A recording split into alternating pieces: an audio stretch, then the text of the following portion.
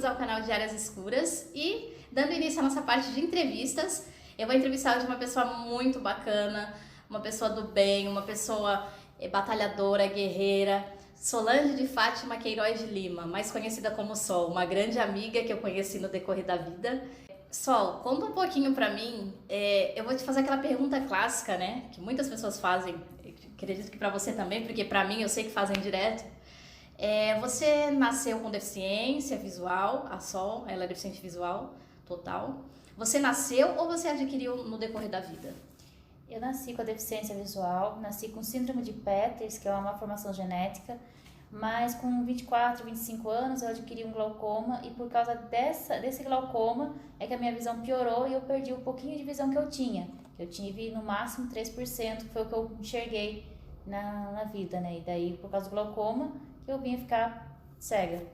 E conta pra mim, você foi alfabetizada em braille ou a tinta? Na verdade, eu fui alfabetizada à tinta, porque como eu tinha 3% de visão e era um resíduo significativo, então eu conseguia ler com a letra ampliada. Até a quarta série, mais ou menos, eu ainda arrastava a carteira perto da lousa para copiar a matéria, mas depois só copiava através de ditado, mas eu conseguia escrever com caneta esferográfica normal. Depois que foi, por causa do glaucoma, né, minha visão foi piorando, eu fui usando aquelas canetas pincel, aquelas canetas mais grossas, até que a minha visão piorou muito e eu não consegui mais ler a tinta, né? Porque usando um computador, e daí recentemente, há uns um ano e pouquinho, quase 2 anos, que eu comecei a usar o braille. E conta um pouquinho pra nós sobre a sua infância, como é que foi a sua infância? Sua família te prendia muito, eles te inseriram com outras crianças, como é que foi? Eu tenho uma família muito grande, então minha mãe, por mais que ela fosse super protetora, ela nunca me impediu de brincar com os meus irmãos, com os meus primos. Então eu corria, brincava de pega-pega, esconde-esconde, andava de carrinho de rolemã, bolinha de gude, subia em árvore, virava do giraia mesmo, era danada. Então eu tive uma infância bem feliz, bem normal, né, entre aspas, né, sofri muito preconceito sim, mas na escola eu praticamente não fazia educação física, os professores não acreditavam que eu podia fazer alguma coisa, mas com as crianças, terminando a aula, eu ia brincar, normal, subia em árvore, corria de um lado pro outro, então tive uma infância bem feliz, bem tranquila assim nessa parte. Você falou em questão de preconceito, né? A gente sofre muito, na época também sofria muito, né? Mas a gente consegue relevar, graças a Deus, uma base familiar boa, é o que importa.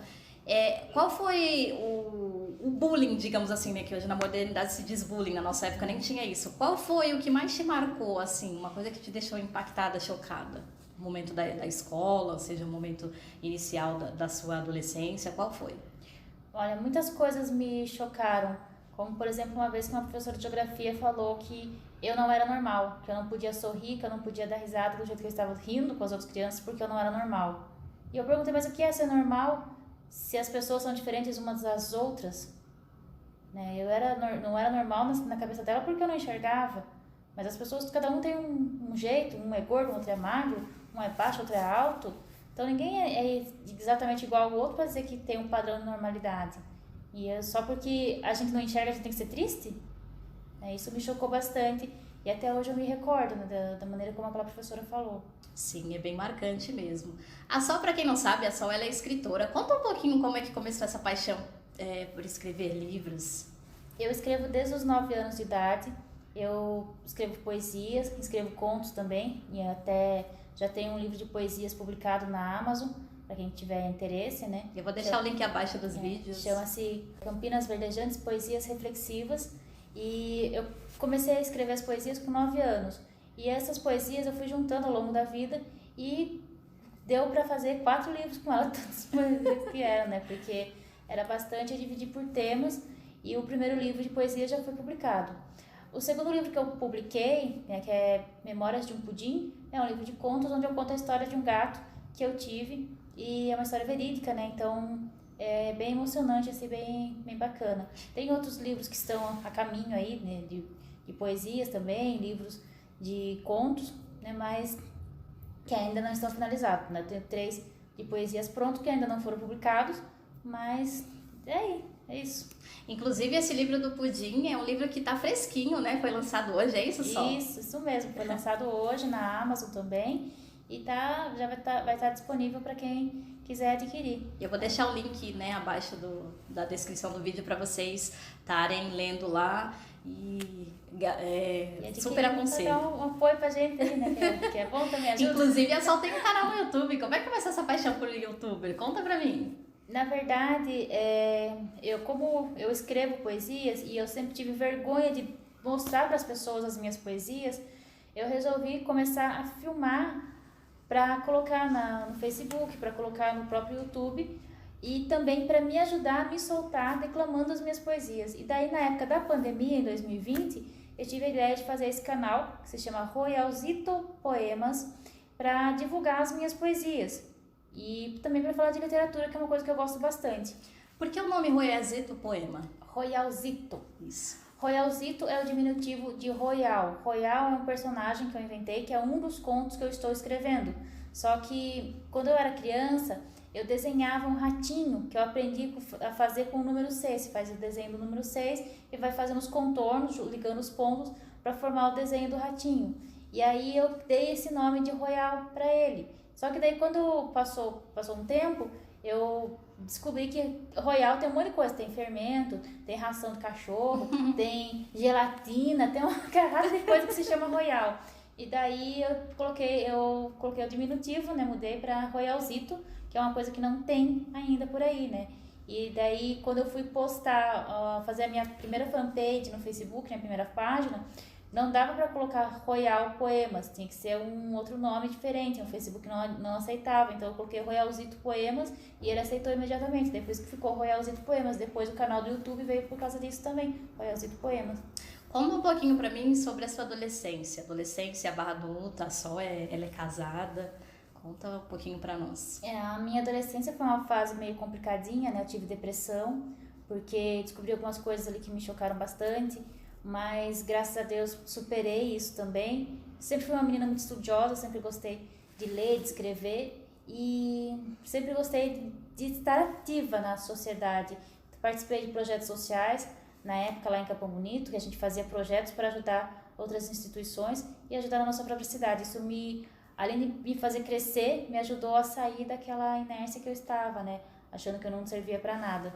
E tive uma adolescência assim, na época eu não namorava, não tinha essa parte assim tão desenvolvida, porque o meu foco era estudar. Sempre tive o sonho de trabalhar, de ser independente, então eu era muito focada nisso. E aí foram vindo as oportunidades, né? Comecei a fazer faculdade e depois fui embora de Capão Bonito, fui morar em Itapetininga. Lá fiquei 6 anos trabalhando, até como telefonista, como secretária do Departamento de Inclusão, trabalhei em escolas também, mas depois eu resolvi voltar para a área da educação e acabei casando, vim para Florianópolis e aí que eu resolvi fazer outra faculdade, né? Fiz a minha primeira faculdade de letras lá em Itapetininga e a segunda aqui em Florianópolis de pedagogia, depois uma pós-educação inclusiva, onde eu voltei para a área da educação, mas eu voltei a ser professora, a dar aula. Falando um pouco sobre a fase adulta, né, relacionada a essa questão da deficiência, de preconceito, voltando a isso, né, o que te marcou mais nessa fase? E como professora, como é que funciona o seu trabalho? Né, acredito que tem muito nariz torto ainda, né, porque é deficiente, não consegue trabalhar, às vezes a pessoa fica reparando. Conta um pouquinho para nós como é que é e como é que você consegue lidar com isso. Antes de perder o pouco de visão que eu tinha, eu trabalhava numa escola regular. Então eu sofria bastante preconceito por parte de outros professores e diretores e de pais de aluno. Porque o aluno em si, ele não tem preconceito. Se você mostra que você tem capacidade, se você faz um bom planejamento de aula, o aluno te recebe super bem, te respeita.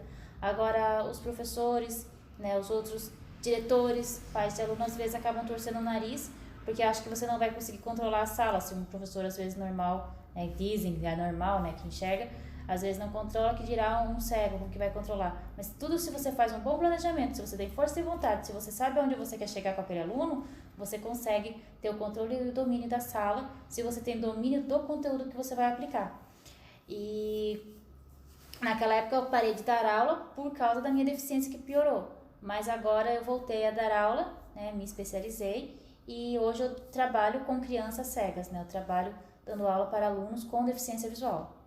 E elas é um trabalho bem gratificante, gosto bastante do que eu faço, Eu trabalho ali com alfabetização do Braille e letramento, também o início ali do pré-soroban com as crianças, que eu ensino a fazer cálculos e ensino muitas coisas para eles, muitos conceitos que eles não têm. Então é bem bacana, eu me sinto realizada profissionalmente hoje. É bacana ouvir isso, né, Sol? Porque hoje em dia a educação tá tão escassa, assim, tá tão complicada, e é muito bacana você ouvir profissionais como você se dedicar com tanto amor e carinho à profissão, né? A gente consegue perceber a forma com que você fala que você realmente faz por amor, né? Não só pelo dinheiro, mas inicialmente por amor. Amar o que faz é muito importante. Acho que é uma coisa que a gente tem que carregar pra vida, né? Ah, sim, com certeza. E Sol, vamos fazer uma brincadeirinha aqui na nossa entrevista para descontrair um pouquinho. Falando sobre Libras, né, eu costumo brincar de que história de deficiente seja visual, intelectual, enfim, né? Físico. A gente tem muita história para contar, né? Histórias engraçadas. Conta pra mim alguma história engraçada de algum fato que ocorreu na sua vida. Algum fato? Alguma história engraçada. Alguma coisa assim que é engraçada. Vou dar um exemplo. Uma vez uma amiga minha entrou num carro e ela falou que sentou em cima da parte do porta-mala do carro. Mas eu falei, mas como é que você fez isso? E ela, não, eu me liguei só depois, durante um tempo. Ai, meu Deus. Alguma história parecida. Você lembra de alguma coisa? Pegadinha, tá vendo? Agora ferrou. Eu faço cada mico que dá até medo, né? Conta do avião que você contou pra mim. Olha, teve uma vez que fui num campeonato lá em Porto Alegre, né? E tava voltando para São Paulo, depois do campeonato. E eu coloquei o fone de ouvido, que eles dão um fone pra gente escutar música, né? Coloquei o fone e fiquei lá ouvindo música e dormi. Quando eu acordei, tava tocando aquela música, deu pane no sistema, pam, pam. Eu acordei bem nessa parte do pam, pam. Quando eu acordei, eu levei um susto. Eu fiz isso aqui. Eu chacoalhei pra frente, assim, no susto. E quando eu fiz isso, o rapaz que estava do meu lado, ele viu a cena e ele tirou o cinto e saiu correndo, gritando no avião. Ai, meu Deus! Eu, que é isso, moço? Me assustei com seu susto. Tem muita história engraçada, né? Inclusive tem uma história bonita que o seu esposo contou pra mim, não sei se você recorda, é que vocês encontraram uma pessoa no terminal e auxiliaram. Conta pra mim, depois vocês encontraram a pessoa novamente, ela estava trabalhando no terminal. Conta um pouquinho pro pessoal entender. Eu vinha todo feriado e toda feriado prolongado, minhas férias eu vinha pra Florianópolis quando eu namorava, fiquei 4 anos namorando, né? E pra depois casar. E aí, numa dessas vezes que eu estava vindo, meu marido foi me encontrar, na época meu namorado, né? Foi me encontrar lá na rodoviária, o Orides. E aí nós estávamos vindo pro terminal do Ticem, né? Pra pegar o ônibus, pra vir pra cá, pra casa onde hoje eu moro, né? Que era a casa dele. E aí um cidadão, né? Um morador de rua, nos abordou, oferecendo ajuda para atravessar a rua. E aí ele perguntou para onde a gente ia e falou que nos acompanharia até o terminal. E nesse trajeto ele foi alugando meu marido, falando, porque eu moro na rua, eu tô com fome, e é isso, e aquilo, né? E aí meu marido, poxa, mas se você quer uma ajuda, eu te dou 2 metros de corda pra você se enforcar. Né? Se quer trabalhar, arruma um emprego, sai dessa vida, né? Largar de dependência química, não sei o quê. Quando chegou no terminal, meu marido falou assim, se você quer comer, eu te dou algo pra comer, eu pago pra você, mas dinheiro na sua mão eu não dou, né? E aí ele aceitou o lanche, aceitou pedir um suco, né? E aí ficou conversando com a gente. Passou um tempo, né? A gente foi embora, né? Veio pra cá. Passou um tempo, voltei pra minha casa. E aí passou uns 3, 4 meses eu vim morar pra cá. Eu casei e vim morar aqui. E um belo dia encontrei o mesmo cidadão lá no terminal. Eu indo pro centro de Florianópolis, ele veio, moça, você quer ajuda? E aí eu aceitei. Ele, você lembra de mim? Eu, não. Eu sou fulano de tal. Um dia vocês estavam vindo da rodoviária, você e seu namorado, marido, não sei. E ele me deu um sermão tão grande, eu fiquei com tanta vergonha que depois eu fui procurar lá ajuda. E hoje eu estou aqui trabalhando no terminal. Olha, ele estava uniformizado, né, trabalhando no terminal, né, orientando as pessoas lá dentro do terminal. Então, assim, isso mostra, não que meu marido fosse ruim, mas é que quando a pessoa quer mudar, às vezes ela precisa só de um chacoalhão, alguém que incentive, que fale a verdade pra ele. E foi o que aconteceu, ele só precisava de um incentivo de alguém. Chacoalhão, né? Um empurrãozinho. E conta pra mim, né, dando seguimento aí essa parte de dar um chacoalhão, dar um empurrãozinho. O que você deixa, né, para finalizar a nossa entrevista, o que você deixa de mensagem para as pessoas, né? Eu lembro que você contou para mim, referente à sua família, né, que os seus pais, eles eram um pouco restritos, assim, não tinha tanto conhecimento. Conta um pouquinho. Bom, meu pai e minha mãe, eles não fizeram nem até a 4ª série do ensino fundamental, né? Então, eles eram praticamente analfabetos, né? E o que eles puderam fazer para mim, para me ajudar, eles fizeram, né? E foram pessoas muito dedicadas, assim, muito esforçadas dentro das condições deles, né? Nunca tiveram muitos recursos financeiros, nós morávamos numa cidade do interior, né, lá de São Paulo, longe de tudo, então não tinha muito apoio, muito incentivo para que eu estudasse, mas mesmo assim eles bateram o pé, né, para que eu ficasse na escola, para que eu conseguisse aprender. E por mais que eles quisessem me proteger, eles permitiram que eu aprendesse as coisas que eu precisava, né, na época. Então, assim, uma coisa que eu posso dizer a qualquer pessoa, por mais difícil que estejam vivendo, por mais difícil que seja uma situação, sempre tem um jeito, sempre tem uma saída, basta a gente querer. E pai e mãe é um só, independentemente de como seja, né? E como diz a Bíblia, a gente tem que honrar pai e mãe, porque são eles que nos trouxeram a vida, né? Então, a gente tem que agradecer pelo pai e pela mãe que a gente tem, né? Independentemente de como eles sejam, porque é eles que formam, primeiramente, o nosso caráter, né? Você falou tudo, né? Eu acho que isso é muito importante, é base familiar, né? Para mim também foi a mesma coisa, acho que base familiar meus pais também... eu falo que eu sou o que sou graças aos meus pais, né? Infelizmente eu perdi eles, foi muito difícil para mim, acredito que para você também, né? Você tem uma história semelhante, né? Sim. Mas foram que deram a base para que eu falo que eu sou o que sou graças à minha família, meus pais, meus irmãos. E é isso, galera. Espero que vocês... faltou falar do kimono. Tava aqui vestindo kimono pra quê? Menina. Né? A gente tá de kimono aqui porque a sua é atleta, né? Esqueci. Judoca, Só faltou um pouquinho. anos. Como é que começou essa paixão pelo judô? Olha, desde pequena. Eu lembro que eu tinha acho que uns 6 anos mais ou menos. E eu tava assistindo televisão. Eu tava mostrando lá as Paralimpíadas, mostrando uns trechinhos lá da... Não mostrava tudo na época, né? Então, mostrando lá o judô, e eu vi o narrador lá falando, e agora Antônio Tenório, cego, judoca brasileiro. O quê? O cara é cego e tá lutando? Sempre tem alguém pra indignada, né? Indignada. E aí eu me apaixonei pelas artes marciais e eu comecei a assistir filmes que tinha isso, né? E depois, em 2000, comecei a acompanhar mais ainda a carreira do Tenório. E daí, quando foi em 2012, eu treinava goalball lá em Itapetininga.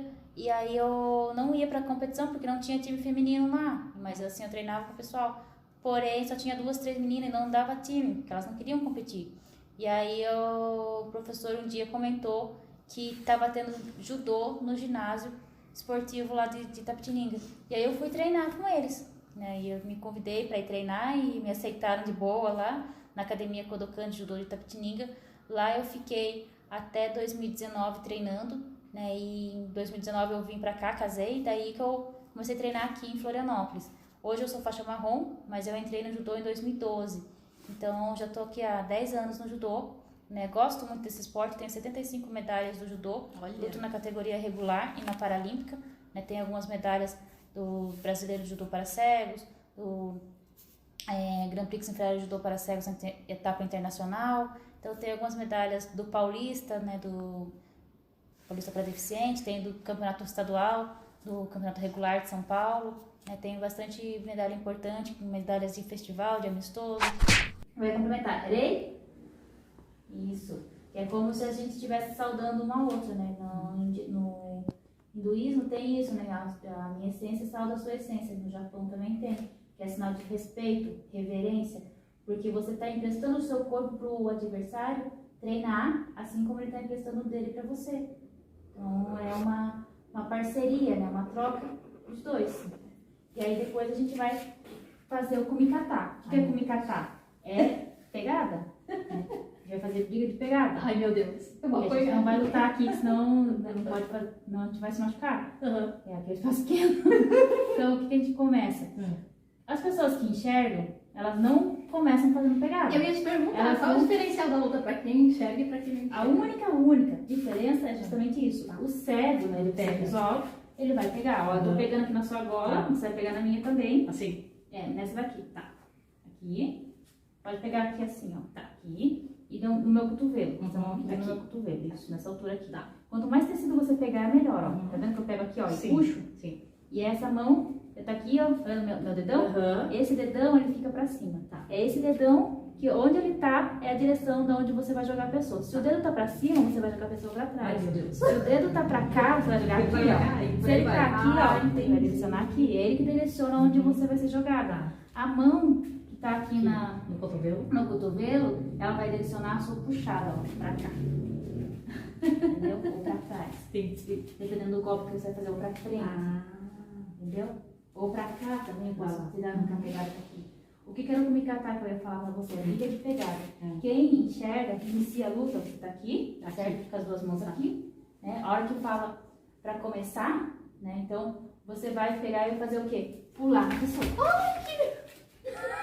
Você tá vendo? Não vou jogar. Eu falei que eu vou apanhar, viu? Aí o que acontece? A liga de pegada, eu peguei aqui. Eu pego aqui. E daí você pega aí. Nossa! Eu vou pegar aqui, eu vou pegar aqui. E por aí se vai. E assim se vai. Isso é liga de pegada, é kumikata. Como é que é o Ippon? Explica pra mim. Ippon é o golpe perfeito. É o golpe que eu vou pegar você e vou jogar você de costas no chão. Então eu vou fazer devagar, não vou jogar você, só vou colocar no chão, tá?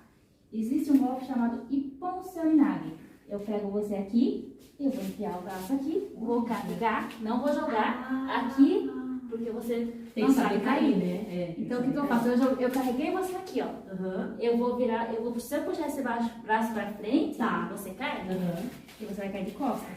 O Ippon é quando você cai de costas, uma velocidade um pouco mais rápida. Se eu fizer devagar, você vai cair em 2 tempos. Tem um golpe que acho que não pode fazer muito, acho que é como é que é golpe de estrangulamento. Como é que é esse golpe? O golpe de estrangulamento é quando você literalmente estrangula a pessoa. Sério? Vamos fazer uma demonstração. Ó, abaixa aqui, de joelho. Seu joelho. Eu posso pegar você e jogar para o chão. Isso aqui é um golpe de imobilização. Aqui eu imobilizei você. Para mim estrangular, o que eu vou fazer? Eu posso pegar e prender as mãos aqui, ó. Entendi. Eu vou enfiar, vou fazer certinho aqui, ó. Estica as pernas. Deita aqui. Estica aí. E Mobilizou. Vou imobilizar aqui, vou enfiar as mãos aqui, ó. Uma aqui. Entendi. Eu vou apertar o seu pescoço aqui. Nossa. Se eu fizer com força, essa parte aqui vai machucar. E aí a pessoa desmaia. Não desmaia. Mas machuca. Machuca. Daí a pessoa vai sentir dor. Sim. Ela sentindo dor, sentindo sufocada, o que ela vai fazer? Ela vai bater a mão aqui. Tipo. Porque ela vai desistindo. Sim. Se ela não desiste, ela vai ficar machucada. A mesma coisa a chave. A chave eu pego o braço da pessoa e vou torcer.